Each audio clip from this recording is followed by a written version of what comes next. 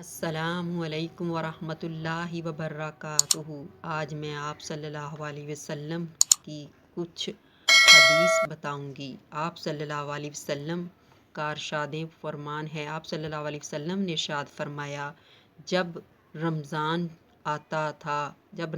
آتا تھا نبی کریم صلی اللہ علیہ وآلہ وسلم کا رنگ بدل جاتا تھا اور نماز میں اضافہ ہو جاتا تھا اور دعا میں بہت عاجزی فرماتے تھے، خوف غالب ہو جاتا تھا۔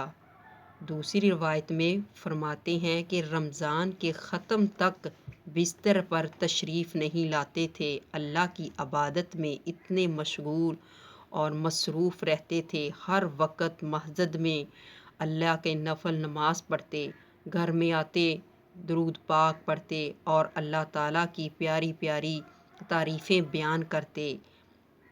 رمضان میں عرش کے اٹھانے والے فرشتوں کو حکم فرما دیتے، اللہ تعالیٰ رمضان میں عرش کے اٹھانے والے فرشتوں کو حکم فرما دیتے کہ اپنی عبادتیں چھوڑ دو اور روزے داروں کی دعاؤں پر آمین کہو۔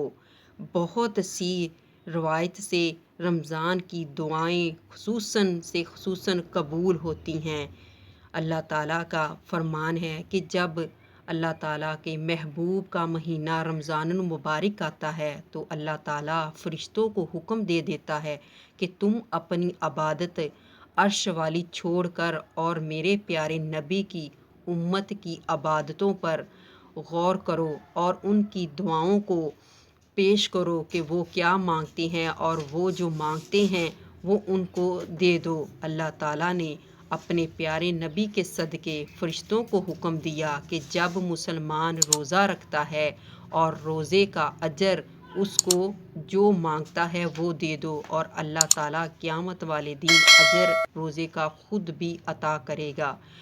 جس نے بخشش مانگی اس کی بخشش ہوگی، اور جس نے مغفرت مانگی اس کی مغفرت ہوگی، اور جس نے توبہ کی اللہ تعالیٰ نے فرمایا اس کی توبہ قبول ہوگی، اور اگر کوئی بیمار ہو اللہ تعالیٰ اس کو شفا دے گا۔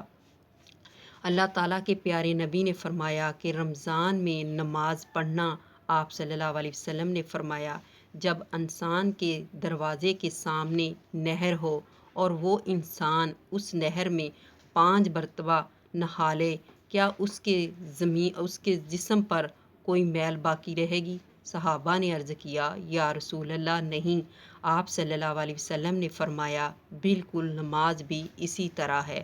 جب انسان 5 وقت وضو کرتا ہے، وضو کرنے کے بعد اللہ کے حضور کھڑا ہو کر نماز پڑھتا ہے، اللہ تعالیٰ اس کے سب گناہ معاف کر دیتا ہے اور اس کی سب دعائیں قبول کر دیتا ہے۔ آنے والی سب پریشانیاں اللہ تعالیٰ نماز کے صدقے دور کر دیتا ہے اور آنے والا وقت بھی اس کا برا دور کر دیتا ہے۔ اللہ تعالیٰ اپنی رحمت سے اس کو اپنی رحمت میں ڈانپ لیتا ہے۔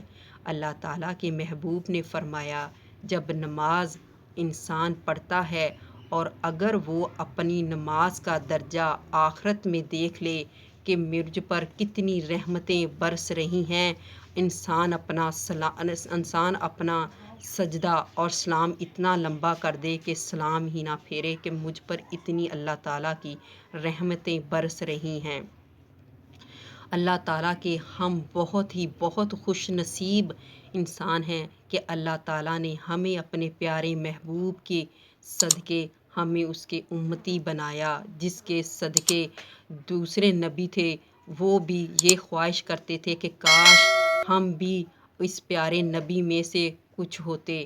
آپ صلی اللہ علیہ وسلم نے فرمایا کہ جب قیامت کا دن ہوگا سب نبی میدان حشر میں جمع ہوں گے اور نبی پاک صلی اللہ علیہ وسلم کے سب سفارشی ہوں گے۔ آپ صلی اللہ علیہ وسلم جس کی سفارش کریں گے اسے جنت ملے گی، جس کی سفارش کریں گے اسے دوزخ ملے گی۔ آپ صلی اللہ علیہ وسلم نے فرمایا، جب انسان اللہ تعالیٰ کے گھر میں کھڑا ہو اور اللہ تعالیٰ کی طرف ہی رجوع ہو اور اسے کسی چیز کی خبر نہ ہو، اس طرح اپنی نماز اور روزہ خیال سے رکھے۔ آپ صلی اللہ علیہ وسلم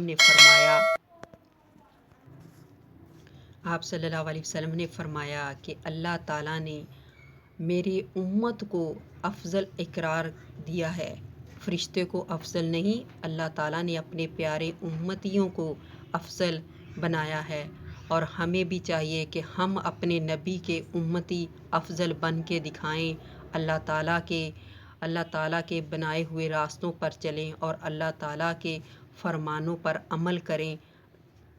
اللہ تعالیٰ ہم سب کو نیک عمل کرنے کی توفیق عطا فرمائے اور نیک عمل کرنے کی توفیق عطا فرمائے، اور دوسروں کے لیے دلوں میں اساس پیدا فرمائے۔ آمین۔